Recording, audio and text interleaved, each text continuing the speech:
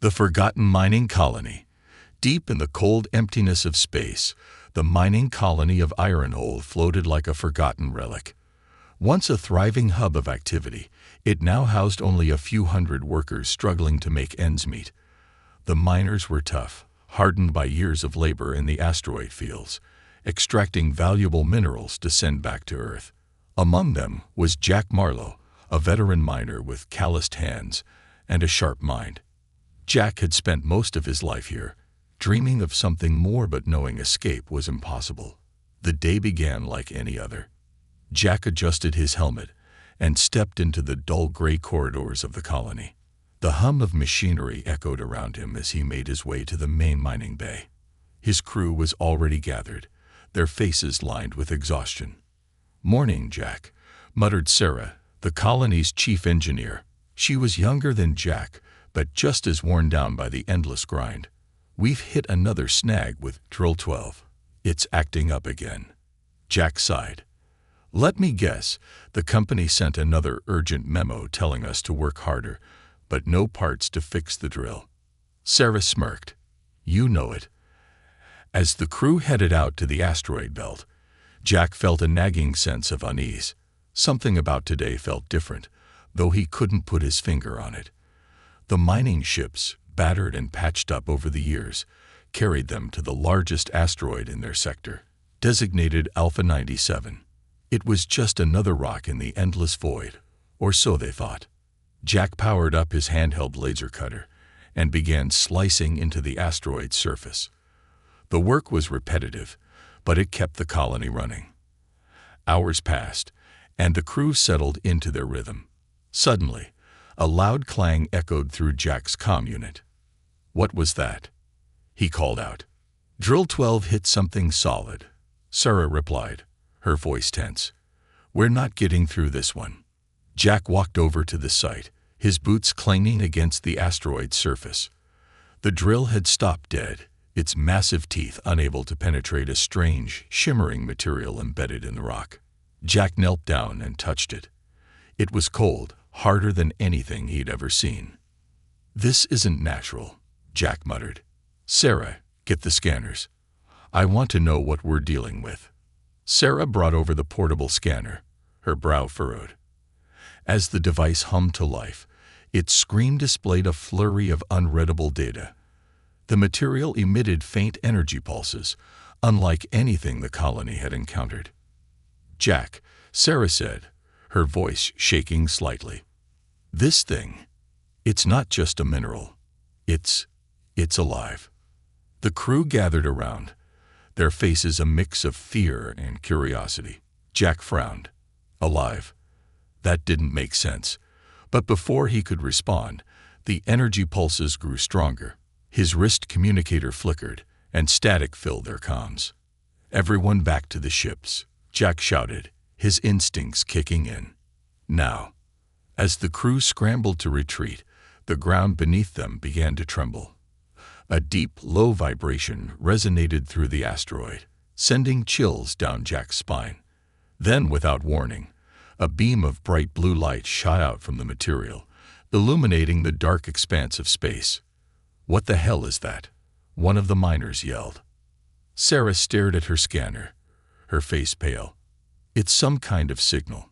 It's broadcasting."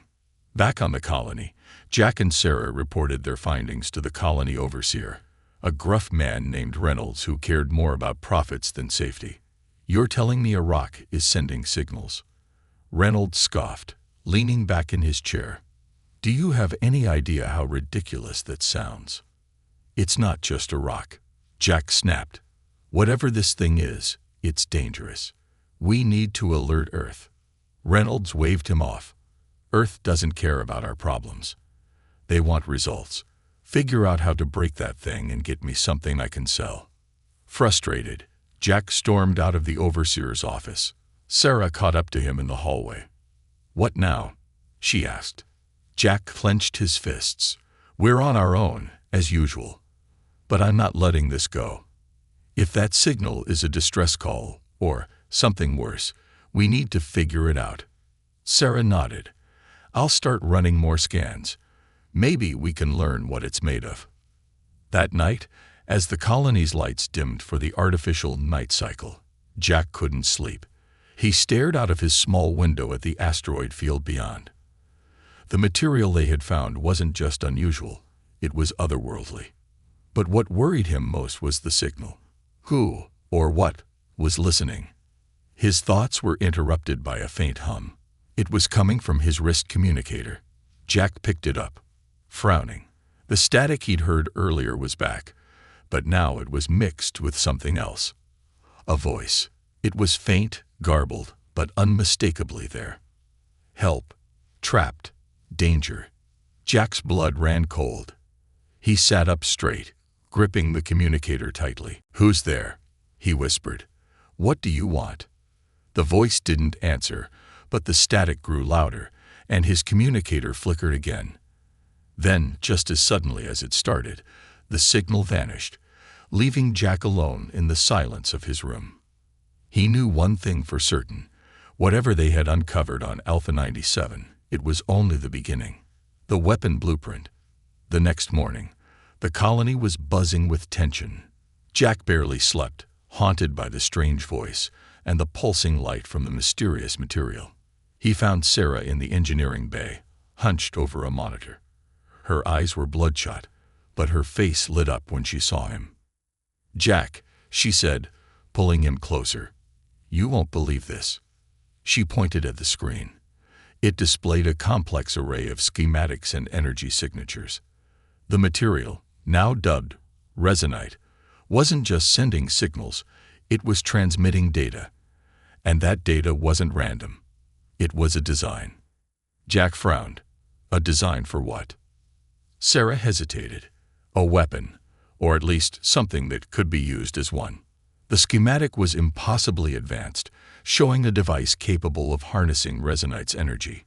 Jack stared at it, a mix of awe and dread washing over him. "This is way beyond anything we've got," he said.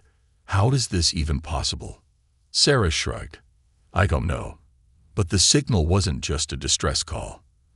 It's like instructions. Someone, or something, wanted us to find this." As they worked to decode the schematics, the colony's overseer, Reynolds, barged in. His face was red with anger. "What the hell are you two doing?" he barked. "We're not paying you to play with alien toys. Get back to mining." Jack slammed his hand on the table. "This isn't just some alien toy, Reynolds. This could be the most powerful thing humanity's ever seen. If we figure this out, it could change everything." Reynolds sneered. "Or it could get us all killed. Listen, Marlowe, I've got investors breathing down my neck. I don't care about your little science project. Break that rock open and give me something I can sell." He stormed out, leaving Jack and Sarah fuming.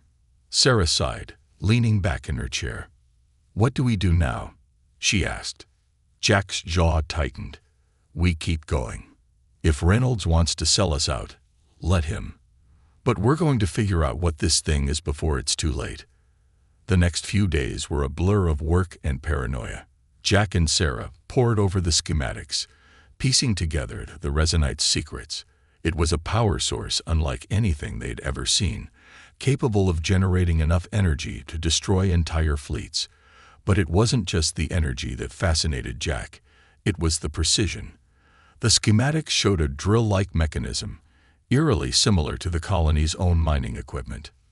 "This thing was made for us," Jack said one night, staring at the design. "Whoever sent this knew exactly what we'd need to build it." Sarah nodded. "But why? Why would anyone send us a blueprint for a weapon?" Before Jack could answer, the lights flickered, and a loud alarm blared through the colony. A voice crackled over the intercom. "Unidentified ship approaching. All personnel to their stations." Jack and Sarah exchanged a glance. They bolted to the command center, where a radar screen displayed a small, sleek vessel heading straight for them. "What now?" Jack muttered. The alien ship docked without resistance. It was smaller than the colony's cargo shuttles, but gleamed with an advanced design. From its hatch emerged 3 figures, their slender forms clad in shimmering armor. Their skin was a pale blue, and their eyes glowed faintly. The leader stepped forward, its voice smooth but commanding. "We are the Xenarch. The material you have found belongs to us. Surrender it now, and you will not be harmed." Reynolds, of course, tried to negotiate. "Now hold on a minute," he said, his tone loyally. "We're reasonable people. Maybe we can work out a deal." The Xenarch leader raised a hand, and Reynolds froze mid-sentence. The alien's glowing eyes locked onto Jack. "You have activated the signal," it said. "You have begun construction. You do not understand the danger you have unleashed." Jack stepped forward, his fists clenched. "What danger? What's this material for?" The Xenarch's gaze hardened. "It is destruction incarnate. The resonite was locked away to protect the galaxy. You have broken that seal. If you continue, you will bring ruin upon yourselves and countless others." Sarah glared at the alien. "Then why send us the blueprint? Why give us the means to build it?" The Xenarch leader tilted its head. "We did not send it. If the blueprint has activated, then it is too late. The weapon will be built, and war will follow." The alien's words lingered long after they departed. Jack and Sarah knew they couldn't stop now. If the Xenarch were right, they had no choice but to finish the weapon and learn to control it before anyone else did. Late that night, Jack returned to his room, exhausted but unable to sleep. His communicator hummed again, and this time the voice was clearer. "They are lying. The Xenarch fear you. Finish it." The message ended abruptly, leaving Jack more conflicted than ever. Were the Xenarch telling the truth, or was this weapon humanity's only chance to level the playing field in a galaxy full of threats? As he stared at the schematic one last time, Jack made his decision. They would finish the weapon, but they would wield it on their own terms. The alien invasion. The tension in the colony was unbearable. The Xenarch's warning echoed in Jack's mind, but the voice in his communicator kept him awake at night. The message, cryptic and insistent, pushed him forward. Despite their doubts, Jack and Sarah had no choice but to finish what they started. Sarah hunched over the console in the engineering bay, her fingers dancing across the controls. The blueprint was nearly complete, and the weaponized drill was starting to take shape. It loomed in the center of the room, its sleek, modified frame a stark contrast to the old mining equipment scattered around it. "This thing could obliterate anything in its path," Sarah muttered, staring at the power core they had integrated into the drill. "But it still feels wrong." Jack leaned against the wall, arms crossed. "We don't have the luxury of second-guessing. If the Xenarch are lying, we need this weapon. If they're telling the truth, we need it even more." Before Sarah could reply, the colony's alarms blared again. This time, the sound was different, louder, more urgent. Jack and Sarah ran to the control room, where a grim-faced Reynolds pointed at the radar screen. "They're back," Reynolds said, his voice trembling. "And they've brought friends." The screen showed a fleet of Xenarch ships, their sleek designs cutting through the darkness of space. There were 6 of them, each one larger than the colony's entire docking bay. "They're not here to negotiate," Jack said, his jaw tightening. The Xenarch wasted no time. Their lead ship fired a warning shot, a bright beam of energy slicing through the asteroid belt and narrowly missing the colony. The comms crackled to life, and the alien leader's voice filled the room. "This is your final warning," it said. "Surrender the resonite and cease construction of the weapon, or face annihilation." Reynolds panicked. "We can't fight them. We're miners, not soldiers." Jack turned to him, his voice cold. "Then stay out of the way." He grabbed Sarah and headed back to the engineering bay. As the Xenarch ships loomed closer, the colony's lights flickered. The Xenarch had disabled their main power grid, leaving only emergency systems online. Jack and Sarah worked in near darkness, their breaths heavy with urgency. "We're out of time," Sarah said, her voice shaking. "The drill's weapon systems are functional, but the targeting array isn't calibrated. We'll have to do it manually," Jack replied, climbing into the control pod. The modified drill hummed to life, its energy core glowing an ominous blue. Jack gripped the controls, sweat dripping down his face. "Are you sure about this?" Sarah asked, her hand hovering over the activation switch. Jack met her eyes. "If we don't fight, we're dead anyway." The Xenarch ships began their assault. Energy beams rained down on the colony, shaking the entire structure. Chunks of the asteroid broke apart under the bombardment, and the miners scrambled for cover. Jack steadied his breathing and aimed the drill at the closest ship. "Now," he shouted. Sarah slammed the activation switch. The drill roared, its tip spinning faster than the eye could follow. A concentrated beam of energy shot out, striking the Xenarch ship head-on. For a moment, nothing happened. Then, the ship exploded in a blinding flash of light, its debris scattering into the void. The control room erupted in cheers, but Jack wasn't celebrating. He knew this was only the beginning. The remaining Xenarch ships regrouped, their formation tightening. They launched a counterattack, firing precision strikes at the colony. One shot hit the main hangar, sending a fireball through the structure. Jack gritted his teeth and swung the drill's aim toward another ship. "Keep it steady," Sarah shouted, monitoring the power levels. "We're pushing this thing to its limit." Jack fired again. The beam tore through a second Xenarch ship, but the drill's core began to overheat. Warning lights flashed, and Sarah frantically tried to stabilize the system.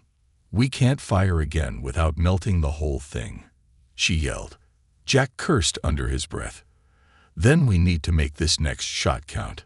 Before they could act, the largest Xenarch ship broke away from the fleet.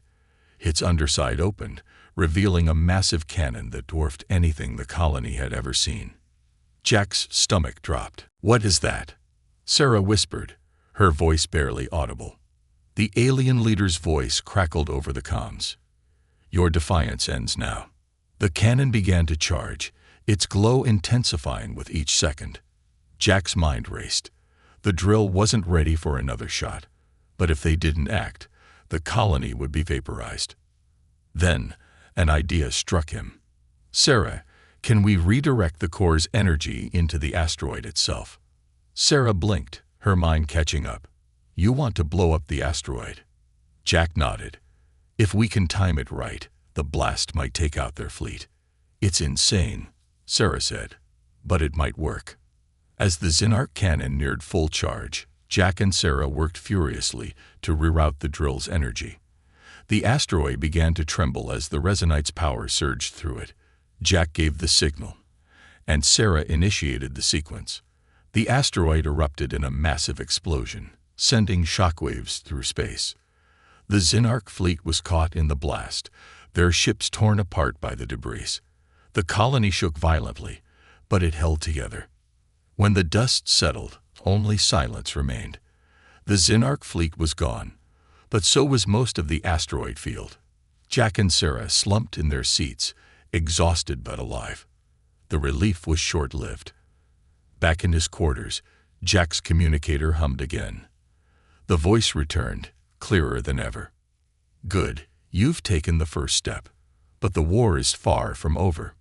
Jack's heart sank.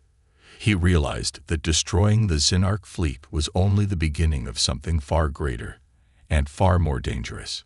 Humanity's retaliation. The asteroid field was eerily quiet after the explosion. What remained of the Xenarch fleet drifted lifelessly, scattered among the wreckage. Ironhold's miners celebrated in the dimly lit corridors, but Jack Marlowe couldn't shake the unease that settled deep in his chest. The resonant drill had proven its devastating power, but the voice in his communicator haunted him. In the engineering bay, Sarah paced nervously as Jack inspected the remains of the drill. Its once gleaming surface was scorched and cracked from the strain of the explosion. "This thing won't survive another shot," Sarah muttered, running her hands through her hair. "And if the Xenarch come back, we're sitting ducks." Jack tightened a bolt, his jaw clenched. "They won't come back. Not yet. They're licking their wounds. But they will return, and next time, they won't underestimate us." Sarah shot him a look. "You sound like you're planning something."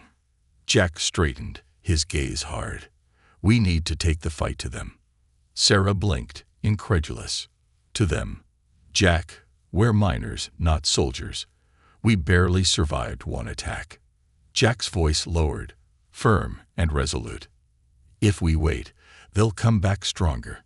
They know what we have, and they'll stop at nothing to destroy us. We can't afford to stay on defense." Reluctantly, Sarah agreed to help Jack. They worked tirelessly to rebuild the resonate drill, but the damage was extensive. Every attempt to power it up resulted in sparks and error messages. Meanwhile, Jack's communicator continued to hum with faint messages from the mysterious voice. Late one night, the voice became clear once more. "Earth must know. The Xenarch will retaliate. Use the weapon. Deliver a warning." Jack hesitated, gripping the communicator tightly. "Who are you? Why are you helping us?" There was a long pause before the voice responded. "We are those who once fought the Xenarch. We failed. You must not." The transmission ended abruptly, leaving Jack more determined than ever. Whoever this voice belonged to, they clearly understood the stakes. The next day, Jack gathered a small team of trusted miners, including Sarah and a few engineers. He outlined his plan: retrofit one of their old cargo shuttles with the resonite drill and take the fight directly to the Xenarch stronghold. Reynolds, the colony overseer, was livid. "You're out of your mind. Do you know how much the shuttle is worth? You'll get us all killed." Jack stepped forward, his voice steady. "If we don't fight, they'll wipe us out. This isn't just about Ironhold, it's about humanity. Do you think Earth will send help if the Xenarch invade? We're on our own." Reynolds scoffed but didn't argue further. The miners had made up their minds. The retrofit was grueling. The shuttle's hull wasn't designed to handle the energy output of the resonate drill, and every adjustment felt like a gamble. Sarah stayed awake for days, running calculations and rerouting power systems. The miners welded armor plates onto the shuttle's frame, transforming it into a crude but formidable warship. As the team worked, they intercepted faint Xenarch transmissions. The aliens were regrouping, their fleet preparing for a full-scale assault. Time was running out. Finally, the day came to launch. The modified shuttle, now nicknamed Ironclad, stood ready in the docking bay. Its patched-up exterior and oversized drill gave it a haphazard appearance, but it was their best shot. "Everyone knows the risks," Jack said, addressing the crew. "We're not soldiers, but we've already done the impossible. The Xenarch think they can crush us. Let's prove them wrong." The crew cheered, their fear replaced by determination. Jack took the pilot's seat, with Sarah as co-pilot. The Ironclad roared to life, its engines straining under the weight of its modifications. As the shuttle left the colony, the Xenarch stronghold came into view, a massive station orbiting a gas giant, surrounded by warships. Jack's stomach tightened at the sight. The odds were overwhelming, but retreat wasn't an option. "Let's give them a taste of their own medicine," Jack muttered, gripping the controls. The Xenarch fleet detected them immediately. Alarms blared across the shuttle as enemy ships closed in.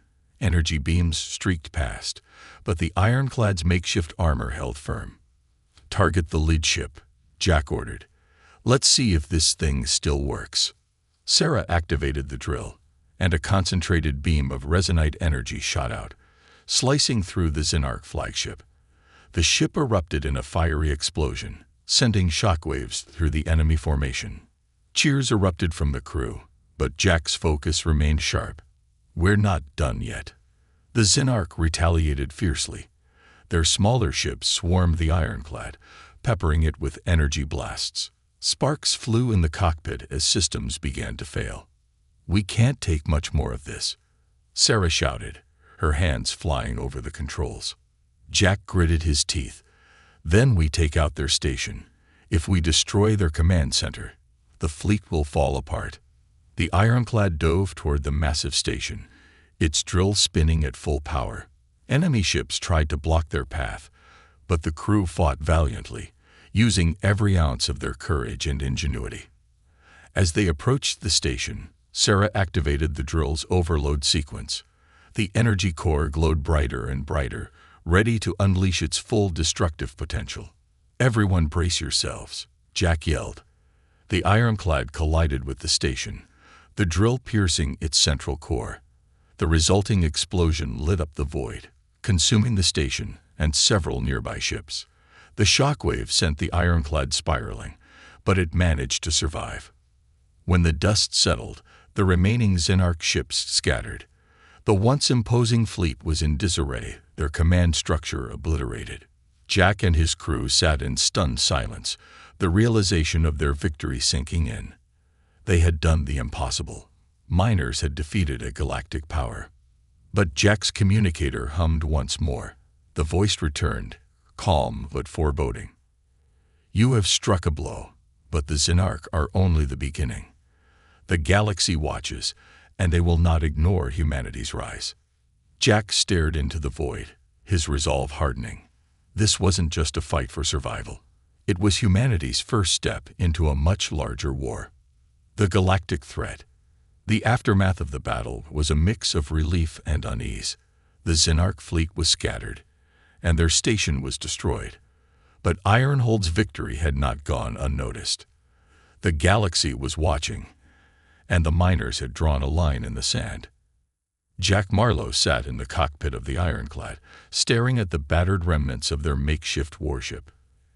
Every system was on the verge of failure, and the resonite core was nearly depleted. Beside him, Sarah was slumped in her seat, exhaustion etched across her face. "We did it," she said, her voice barely above a whisper. "But I don't think they're done with us." Jack nodded grimly. "Neither do I." Back at Ironhold, the colony was buzzing with activity. Repairs were underway, and the surviving miners worked tirelessly to patch up the damage. The once-forgotten outpost now felt like the center of the galaxy's storm. Jack and Sarah briefed the remaining crew, their faces a mix of hope and trepidation. But the celebrations were cut short when the colony's long-range scanners detected something new. A massive fleet, far larger than the Xenarchs, approaching from deep space. "What is that?" Reynolds asked, his face pale as he stared at the radar. "More Xenarch." Sarah shook her head, her expression grim. "No, this is something else."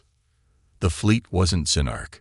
It bore the insignia of the Galactic Coalition, a powerful alliance of alien species that ruled vast swaths of the galaxy. Unlike the Xenarch, the Coalition wasn't interested in territorial conquest. They maintained order through overwhelming force. A transmission crackled over the comms. The voice was cold and commanding. "This is Admiral Vaith of the Galactic Coalition. You have violated interstellar law by weaponizing resonite. Surrender immediately, or face annihilation." Jack clenched his fists, the weight of the situation pressing down on him. The Coalition wasn't like the Xenarch. They wouldn't underestimate humanity, and they wouldn't leave room for negotiation. Their fleet was impossibly large, with ships bristling with weapons far beyond anything Ironhold could match. Sarah leaned over the console, her voice low. "What do we do? We can't fight them." Jack stared at the comms, his mind racing. The miners had fought tooth and nail to survive, but this was something else. Even the resonant drill, their greatest weapon, wouldn't stand a chance against the Coalition's might. "We don't fight them," Jack said finally. "We make them listen." As the Coalition fleet drew closer, Jack and Sarah prepared the ironclad for one final mission. The drill was barely functional, and the ship was held together by patchwork repairs, but it would have to do.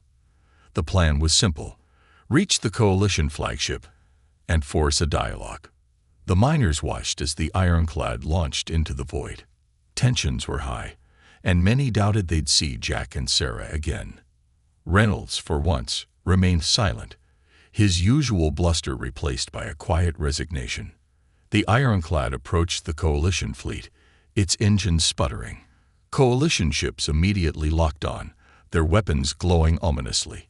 A warning shot streaked past, barely missing the shuttle. "This is your final warning," Admiral Vaith's voice boomed. "Turn back, or be destroyed. Jack opened the comms, his voice steady. Admiral Vaith, this is Jack Marlowe of the Ironhold mining colony. We don't want to fight, but we won't back down. You've seen what the resonant drill can do. If you attack, we'll take as many of you with us as we can. There was a long pause before the Admiral responded. You're bluffing. Your weapon is damaged, and your ship is falling apart. Surrender now. Sarah leaned toward Jack, whispering, He's right. We can't win this. Jack gritted his teeth, then activated the drill's power core. The blue energy began to pulse, brighter and more erratic than ever. It wasn't a bluff. If the core overloaded, it would create a chain reaction that could wipe out the Coalition fleet. You think I'm bluffing? Jack said, his voice cold. Try me. The tension was suffocating. Coalition ships encircled the ironclad, their weapons aimed and ready. Inside the shuttle, alarms blared as the core's energy levels spiked. Sarah frantically worked the controls, trying to stabilize the system. This is insane, she muttered. Even if they stand down, we might not survive this. Jack didn't flinch. We're not going to let them dictate our fate. Finally, the comms crackled again. Admiral Vaith's voice was sharp, but there was a hint of hesitation. What is it you want, Miner? Jack took a deep breath. We want the Coalition to back off. We didn't ask for this fight, but we won't roll over and let you crush us. Humanity deserves its place in the galaxy. And the resonite weapon? Vaith asked. Jack's jaw tightened.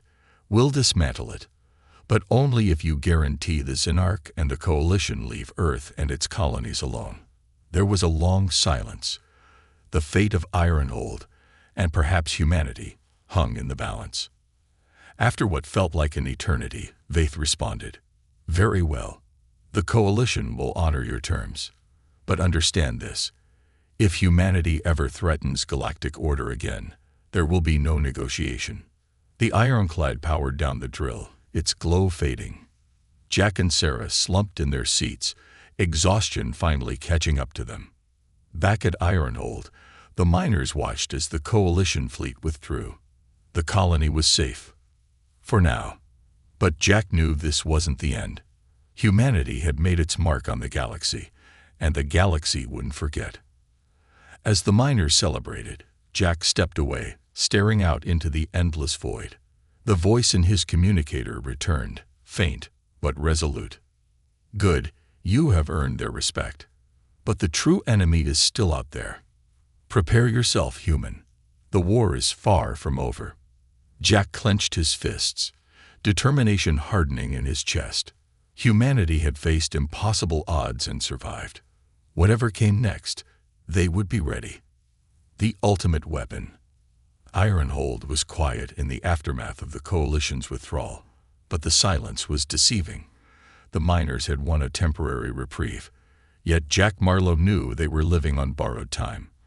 The galaxy had seen the power of the resonite drill, and enemies, both known and unknown, would come for it again.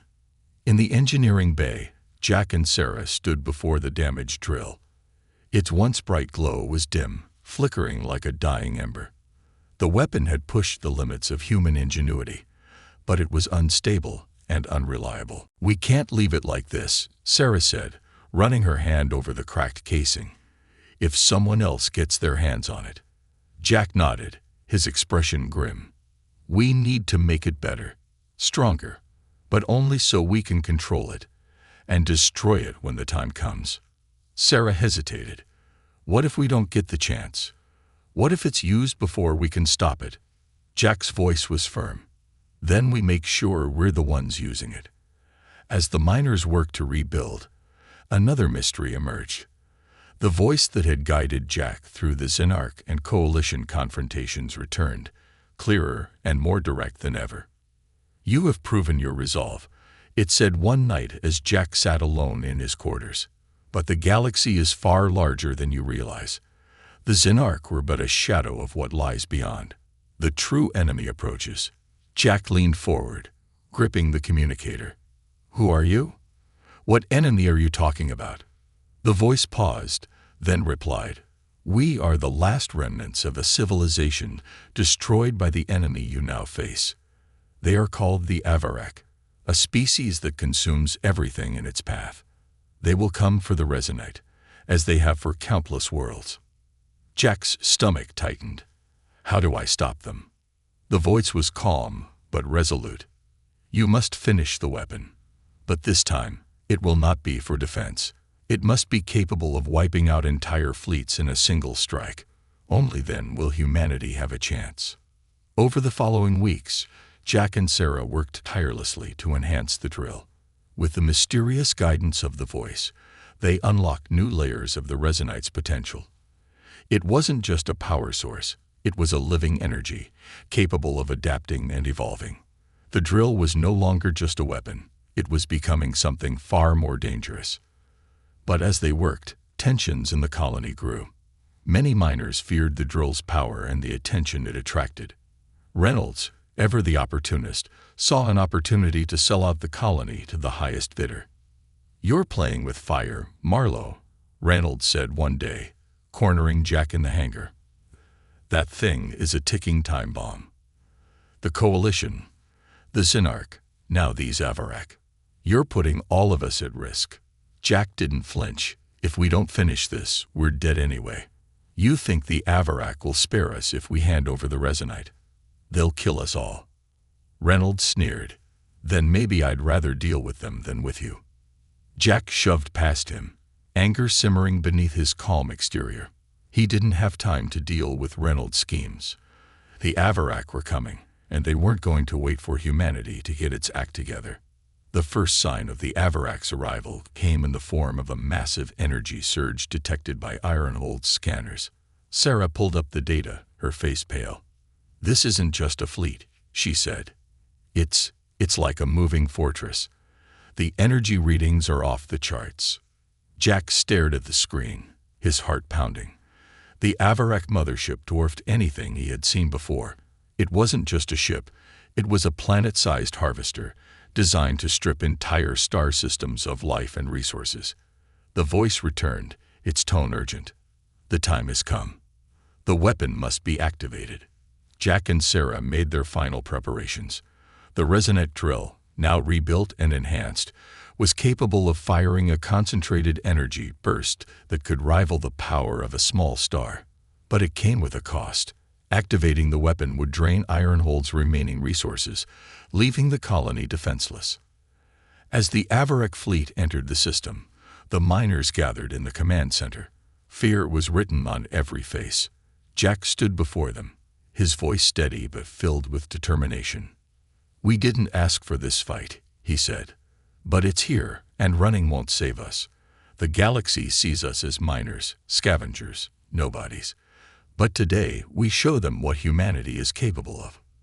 The miners cheered, their fear giving way to resolve. Jack turned to Sarah, who was already at the controls. "Let's do this." The Avarak fleet moved with precision, their ships spreading out to encircle the asteroid field. The mothership loomed in the distance, its massive energy cannons charging for a devastating strike. Jack took the pilot's seat in the ironclad, the resonant drill glowing brighter than ever. Sarah remained in the colony's control room, guiding him through the final adjustments. "You'll only get one shot," she said over the comms. "Make it count." Jack nodded. "Don't worry. I'm not missing." The ironclad launched into the void, its engines straining under the weight of the weapon. As the Avarak ships closed in, Jack activated the drill. The energy beam erupted, slicing through the enemy fleet with terrifying precision. One by one, the Avarak ships exploded, their sleek designs no match for the drill's raw power. But the mothership remained.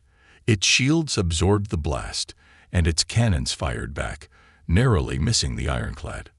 "We need more power," Sarah said. "The core can't handle this much strain." Jack's voice was calm. "Then we push it past the limit." The ironclad dove toward the mothership, the resonite core glowing white-hot. Jack activated the overload sequence, preparing for a final devastating strike. The mothership's cannons locked on, but Jack didn't waver. Humanity doesn't back down, he muttered, slamming the activation switch. The drill's energy burst tore through the mothership's shields, striking its core. The resulting explosion was blinding, consuming the Avarek fleet and shaking the asteroid field to its core. When the dust settled, Ironhold was battered but alive. The miners watched as the remaining Avarek ships retreated, their mothership destroyed. Back in the colony, Jack and Sarah stood before the remains of the drill. Its energy was spent, and its glow had faded. "It's over," Sarah said softly. Jack shook his head. "Not yet. The galaxy knows what we're capable of now. We've made enemies and allies. This is just the beginning." As the miners repaired their home, the mysterious voice returned, its tone approving but ominous. "You have proven humanity's worth, but the galaxy is vast, and your journey has only begun." Jack stared into the void, his resolve unshaken. Whatever came next, humanity would face it together. The aftermath. The silence of space was a stark contrast to the chaos Ironhold had endured. The Avarek fleet was obliterated, their mothership reduced to scattered debris drifting among the asteroid field. The miners of Ironhold had survived, but the cost weighed heavily on Jack Marlowe and his crew. Jack stood on the colony's observation deck, staring at the void. The faint glow of distant stars was a reminder of how small they were in the vastness of the galaxy. But today, humanity had proved its strength. In the engineering bay, Sarah was inspecting the remnants of the Resoneg drill. Its once bright core was dark, and its structure had been warped beyond repair. She sighed, running her fingers over the fractured casing. "It's done," she said, more to herself than anyone else. Jack walked in, his footsteps heavy. "Not yet." Sarah looked up, confused. "Jack, the drill's finished. It won't fire again." Jack leaned against the console, his expression grim. "I'm not talking about the drill. The Avarek were just the beginning. The galaxy isn't going to forget what happened here." Later that day, a new signal reached the colony. It was faint at first, barely distinguishable from background noise. But as Sarah enhanced the transmission, a holographic figure appeared in the control room. It was a tall, robed alien with piercing, otherworldly eyes. "This is Ambassador Jrak of the Galactic Coalition," the figure said. "Ironhold Colony, you have violated interstellar law, but your actions against the Avarek have earned you a temporary reprieve. We request a meeting to discuss humanity's future." The miners exchanged uneasy glances. Reynolds, ever opportunistic, spoke up first. "Finally, someone who sees the value in what we've done. Let's roll out the red carpet." Jack ignored him, his focus on the hologram. "What's the catch?" Ambassador Jrak's expression was unreadable. "The galaxy has seen your strength, but strength breeds fear. There are those who will view humanity as a threat. If you wish to survive, you must prove that you are more than warriors." The meeting was set for a neutral station, far from Ironhold. Jack and Sarah boarded a shuttle, leaving the colony under the miners' care. As they traveled through hyperspace, Jack's mind raced. The Coalition's invitation wasn't an olive branch, it was a test. One wrong move, and humanity could find itself at war with the galaxy. The station was a massive structure orbiting a dead planet. Its design was unlike anything Jack had seen. Elegant, yet imposing. Coalition representatives from countless species filled the halls, their gazes cold and calculating as Jack and Sarah arrived. They were led to a grand chamber where Ambassador Jrak awaited. The alien's eyes studied them carefully.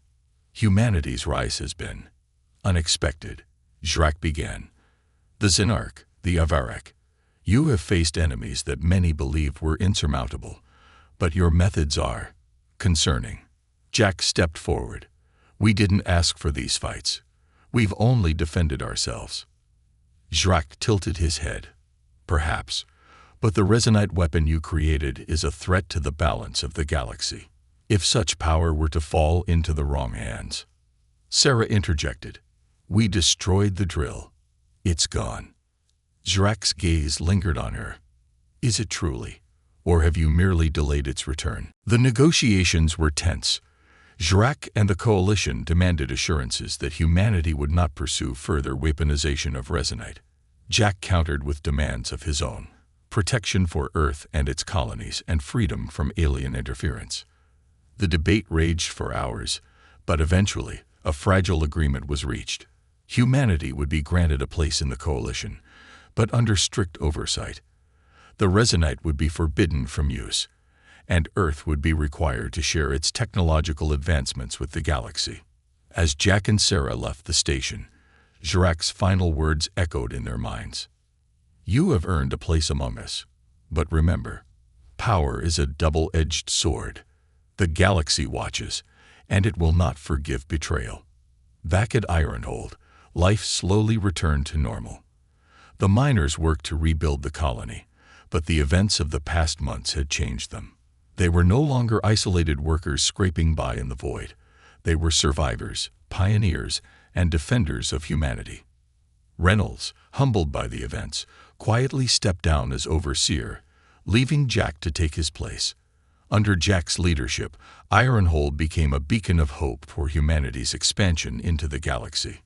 In his quarters, Jack sat alone, staring at the communicator that had guided him through so much. The mysterious voice had gone silent since the Avarex defeat, but Jack couldn't shake the feeling that it was still out there, watching. As he set the device down, it hummed to life one last time.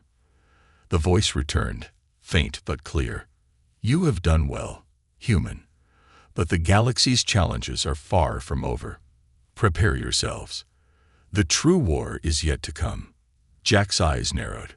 Humanity's fight for survival was far from over, but one thing was certain: they were ready.